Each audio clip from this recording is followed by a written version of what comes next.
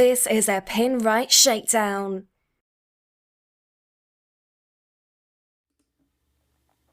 So this is Etcetera, a really beautiful account that started out life as a personal Pinterest page set up by Etcetera's owner Shelley.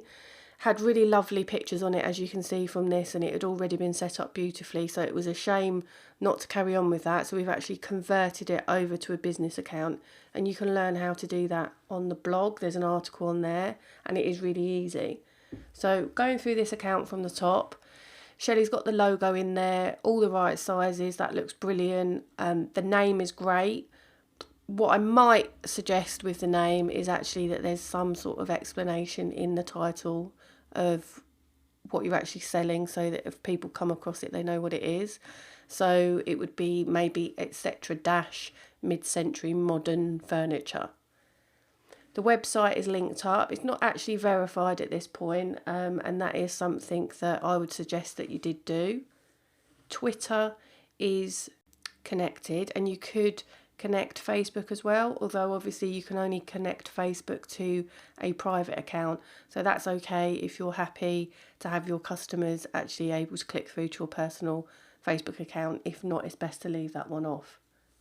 So coming down now to the description here, what we actually did with this, it did have a description in it, but just to make it a little bit more keyword rich and to match up with the website, we went over to the Etcetera website, to the About Us section, and actually copied the main description from there into the Pinterest page so that it matches up. Coming down to the boards now, as I said before, there's really beautiful photography in this, and a lot of it is actually from the Etcetera website, which is brilliant.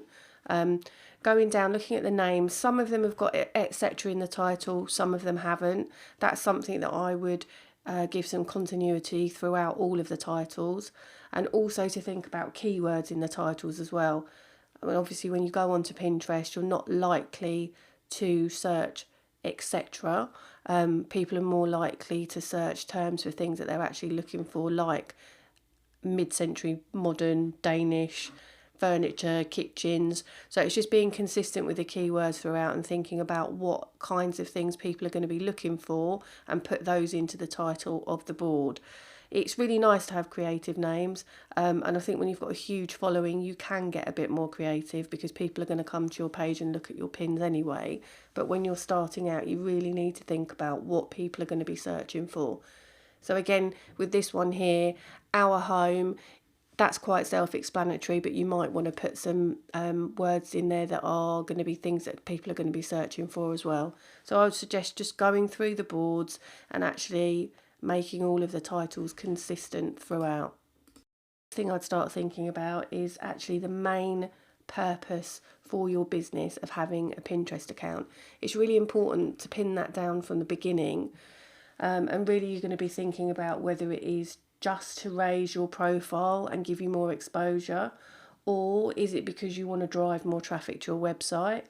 Maybe you want to increase sales, sign-ups to your email newsletter on your website, maybe even something like the social proof of having so many followers on your Pinterest page can actually add to the credibility of your brand as a whole.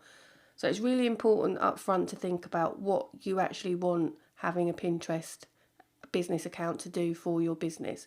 Once you decide on that, you can then make that the main focus of your efforts, and you can choose a style around it and stick to it. Pinterest, there's 6 really popular categories that everybody is going to pin to, and it's really important to choose some of those categories as being your main categories to help you have a plan of something to pin towards. So the main categories would be style and fashion, fitness and health, DIY or craft, food and recipes, interiors and home decor, and photography. So for Etcetera, I would suggest that it was photography, interior and home decor, and probably style and fashion. But basically you'd need to think about what would your ideal customer, your niche, mostly be interested in, and choose 3 around that. And then out of those 3, you want to choose one that will be your overriding main topic that your ideal customer would be interested in. And again, for Etcetera, I would choose interior and home decor. So once you've chosen those boards, you can then pin around that. So those are the main areas that you're going to be pinning to, along with your own products. Verified your account as a business account, you'll get access to analytics within Pinterest, and you can actually see within there which of your boards have been the most popular. And what I would always suggest doing is moving your boards around so that you put the boards that are most popular at the front, so it's the first thing that people see.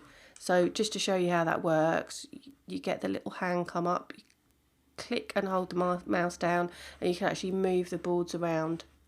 So that's something that you can do regularly by checking the analytics and then coming back in and ordering the boards to what's the most popular at the time.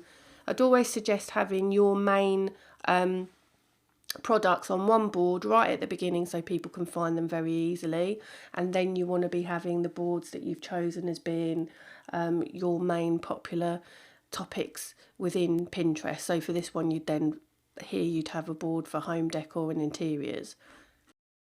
Once you've got some sort of order within the boards, you want to think about going into them and just making sure that each board is as up to date as it can be. So you need to go into each pin, which we're doing here, and click edit, and make sure that under website you've actually got the pin, if it's one of your products, going straight to your website. You don't want to be it going somewhere random. One of the biggest mistakes that people make is to actually pin items that don't go anywhere. So I'll show you what I mean by that.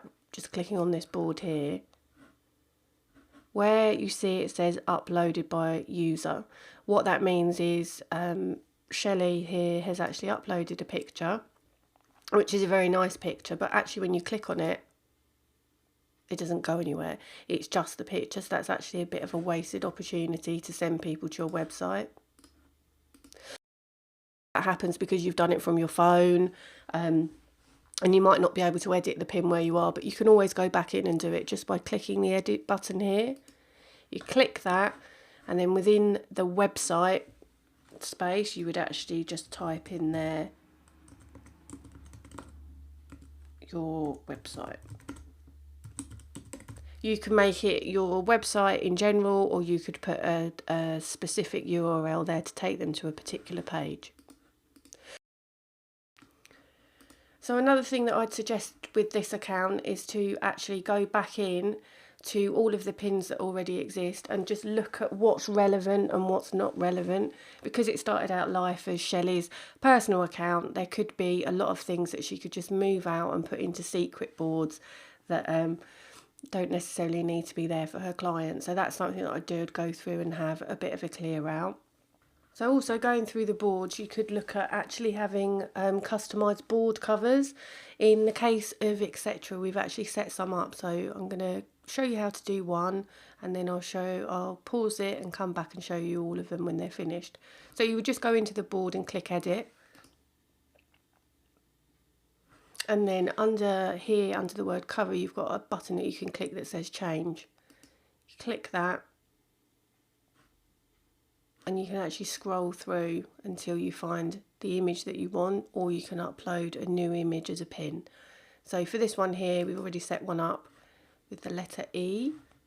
Save that, and then save again, and you see that's now come up as the board cover for that particular board. And so here they are all done, spelling out the word Etcetera. So that was just a nice touch of branding on this one. Sometimes photography is of such brilliance that it doesn't need anything adding to it, or perhaps if it's a more business related account and you want to actually spell out what's on the board, then it is worth creating custom board covers.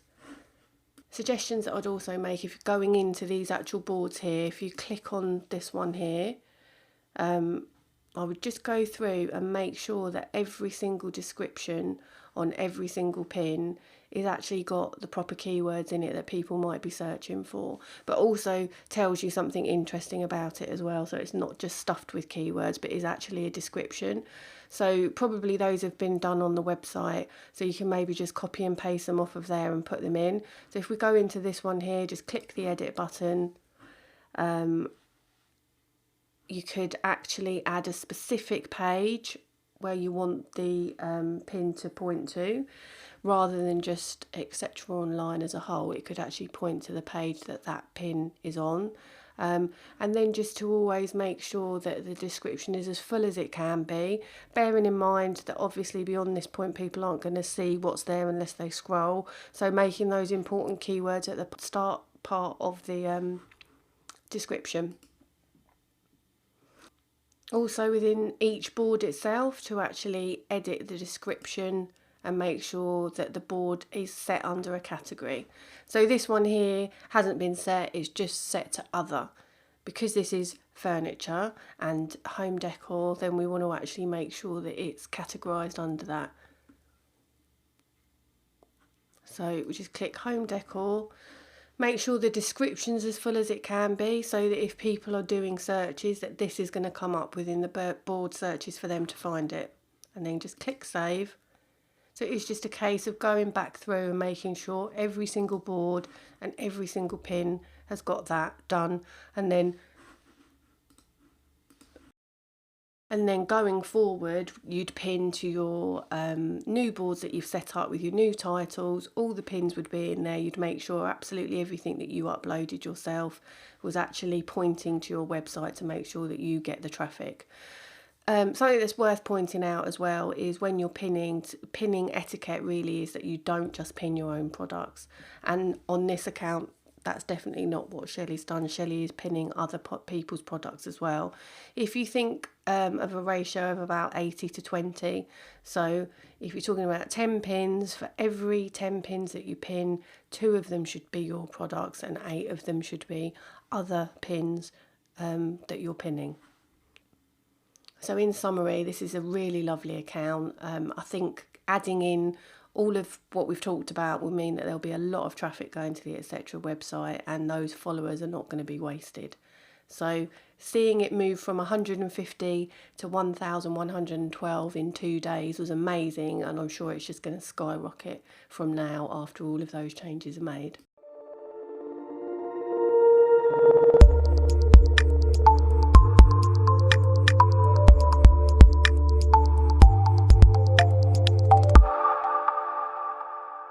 www.pinright.com